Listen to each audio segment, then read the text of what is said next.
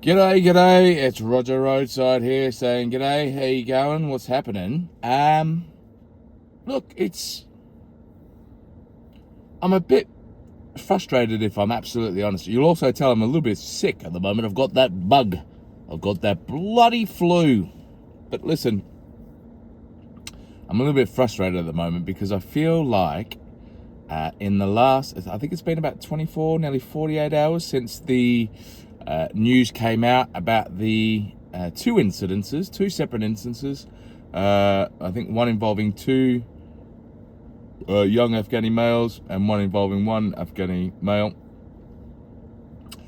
both within sexually abusive situations with young British girls. And I just think, like, where do we draw the line? Where does this line get drawn? And where are all the people that I see come out over the course of the year and they talk about their the plights and the things that they're raising awareness for and stuff like that, and it all seems to be quite good because it sort of falls in line with the narrative of the, they might be the ambassador of XYZ, which is a really cool sort of situation to get behind, and it makes them look good, and it makes it look like they're doing some really supportive work. But where are they when, like, the really hard stuff comes out? Because this isn't, I'm frustrated by this, and it's not because this isn't just two incidences. There has been thousands of British white girls, and look, maybe girls of other skin color as well, I don't know, but to the best of my knowledge, it's primarily the targeting of white British young girls within the country by certain foreign cultures, groups of males that have come over to this country, most likely illegally, who are targeting our daughters, your neighbours' daughters, your cousins, your sisters. This is happening on a. This isn't just isolated instances. This is thousands upon thousands of girls that are being affected by this over the course of the last decade or so, and it just keeps being something that we just live with. Who's fighting? So I guess I just wanted to call out like a couple of people. And look, I know that this video, I know that I'm no one. I'm just Roger Roadside, and I know that this video will only probably be seen by maybe 20 people at the moment. But where's like most?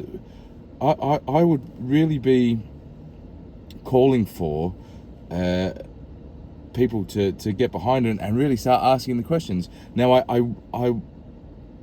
where's Susanna Reid? Like, what's she come out and said over the last couple of days in regards to this? What's Katie Garraway said? What's Charlotte Hawkins said? What's Ravinder Singh said?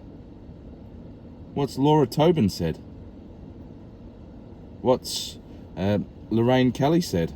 What's Pip Thompson said about this? Where are they in regards to this issue? Where are they in regards to these two instances that have come out within the last 24, 48 hours? Where's Louisa James? Where's Lucy Verasamy? Where's Trisha Goddard? Huh? Where are they? Where's Becky Manton on this? Sarah Jarvis? Natasha Carter? These are all sort of British female personalities. These are people that have had no problems over the last however many years talking about women's rights and women's rights to do X and women's rights to do Y, and about women's safety. Where are they on the raping of British teenagers? Where's Kay Adams, Colleen Nolan, Jane Moore, Nadia Swahala, Ruth Langsford, Denise Welsh? Where's Linda Robson on this? Like, what statement has she made in the last 24, 48 hours condemning this? Where's Janet Street Porter? Carol McGiffin? Christine Lampard? Gloria Huntington? Charlene White? Where's Katie Piper? Stacey Solomon even?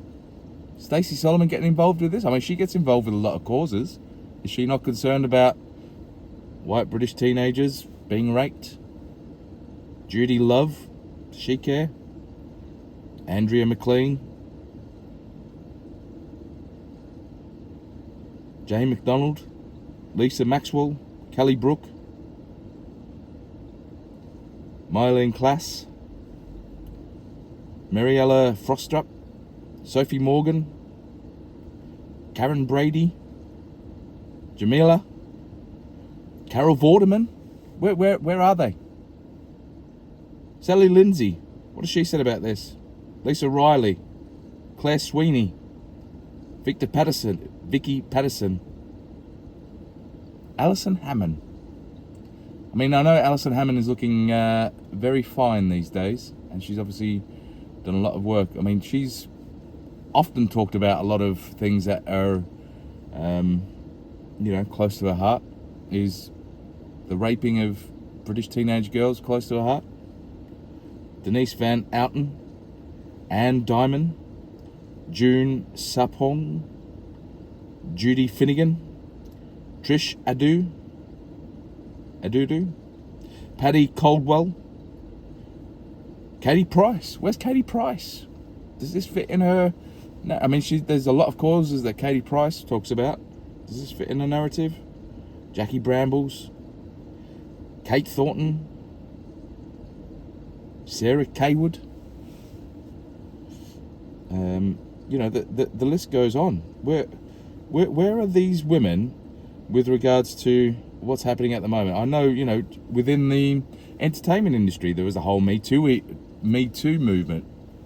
A lot of people came out in support of people that were abused. Now, look, most of them were, and I'm generalising, but most of them were adult females that were abused. But I mean, obviously, you would expect this to be a little bit more important, being 15-year-olds, 14-year-olds, 16-year-olds. Where's Emma Watson?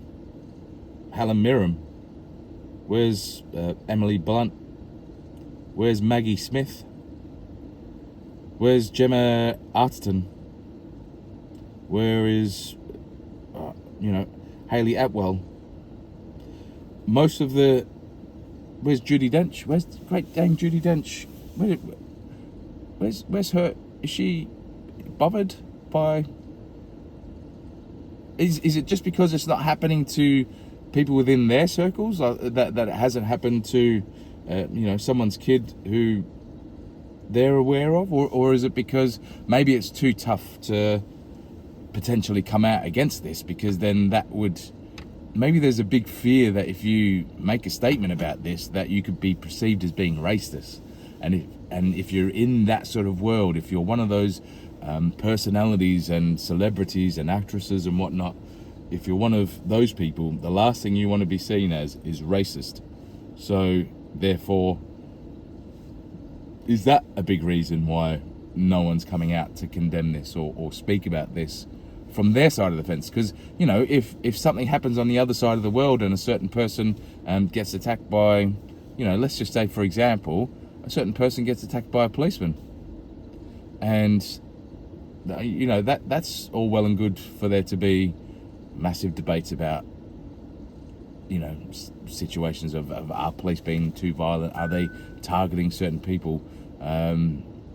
Was it a class thing? Was it a racist thing? Who knows? It could be anything like that. That tends to be shone a light on. But the raping of white British teenage girls, radio silence. And that's what's frustrating, because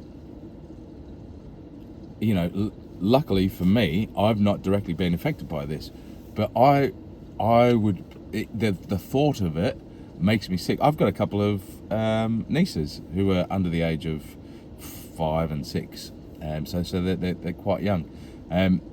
The thought of that happening to them, and they're just my nieces. I cannot imagine the fury that would go through my body if that was to happen. And do you know what I mean? Silence is consensus. So where are those women? Where are those women's voices in regards to what's happening to other women / girls / teenagers? Where are they? Where are they standing with them? Are they just not standing with them because it's a battle between, you know, them and you know, people of a certain culture, of a certain background, of a certain you know, nationality? Is that the only reason why they're not standing next to them?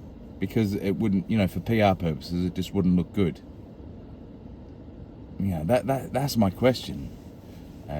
If you look at the actual court transcripts from a lot of these situations where Middle Easterns, Afghans, Pakistani, people that are going to courts and you know, for rape, for sexual abuse. You look at the chap who went to court recently from Epping, who then got extradited. We paid him to go back to his place, and he's just free over there. He's not doing anything, but you know, it's all right for him to abuse. I think it was a couple of young girls, might have just been one young girl here in Epping. In the transcripts, you'll find a very common statement that the lawyers representing them are saying, and it's that they weren't, you know, these men weren't aware that the UK was so against this type of behaviour. You'll see it in every one of the court transcripts when someone from the Middle East is on trial for either sexually abusing or raping a teenage girl. They didn't, you know, back in my country, I could do what I want. I didn't know you guys were against this. Where does it say that when you're coming through the airport? As if I came through an airport. I mean, you know, where was that in Dover or you know, on the beaches? Where was the sign that says, hey, if you're coming over into this country and you've just dumped your passport and you're on a dinghy, you might want to know in this country we don't tend to rape our kids. Okay, granted that's not there, but look, it's just, again, I go back to the fact that the shame about this question is I know it's probably only going to go out to about 20 odd people, and that's sad in itself, because the question needs to be asked of these people, these women, you know, these women who I would assume would be, you know, as far as womanhood goes, and as far as being a female, and as far as you know, it's us versus them, and we need to pull together, and we need to stand strong together. It kind of just feels like we'll only stand strong together if it's in my viable interest, and if it fits my narrative, and if it makes me look good, then I'll stand with you. And if it, you know, if I get perceived by the public to be doing something worthy and nice, then I'll stand with you. Don't worry about that. But as soon as it's a situation where it's like, oh, there's something really terrible going on, but I can't really say anything, because if I do, people might call me a racist and they might cancel me. So I'm just gonna sit this one out. You girls, you 15-year-olds, look, listen, good luck. That's essentially what they're saying. If any of the women that I've mentioned, and look, there's hundreds of British female personalities, you know, whether they be celebrities, whether they be actresses, whether they be politicians, whether they be anything, if they're in the media, and also, you know, activists, you know, people that have fought for women's rights and women's equality and women's rights to work and rights to vote and rights to have equal opportunities. You know, where's all the football team? You know, the football team. Where's the England football team? the England female football team are all happy to stand as one and talk about how, you know, we need equal pay and all this sort of stuff. You know, women deserve to be equal to men. Okay, cool. That's a good woman's cause. What about the females that are being raped at the moment? Got anything to? Are you concerned about them at all? No, just want some extra wages.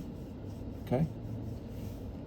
Does that make sense? Am I reading too much into? And look, it's not to say that men shouldn't also be making a statement about this. It's not to say that, because, you know, men and women should be voicing their concern for this situation. They should be voicing their concern for the safety of their kids, their loved ones, their nieces, their nephews, their daughters, their sons. We do not live in a safe environment at the moment. The Home Office don't even know how many people have fled or how many people, undocumented migrants are within the country. They couldn't even tell you how many people are in the country that have fled their remit of people that they know that are here. It's beyond a joke, and no one's saying anything about it. No one's doing anything about it, because at the end of the day, it's to do with people who are from certain backgrounds, certain cultures, certain nationalities, and because of that, they don't want to say anything because they don't want to be called a racist, and that's the bottom line. So, listen, if anyone has been affected by this, I am deeply sorry that is the case, and I'm deeply sorry that we live in a world where people are happy for you to be affected by this if it means that they don't potentially get called a racist, and that's the truth of the matter. So yeah, look, I know there's only probably going to be 10, 20 people watch this video. I don't know whether it's worth calling these people out.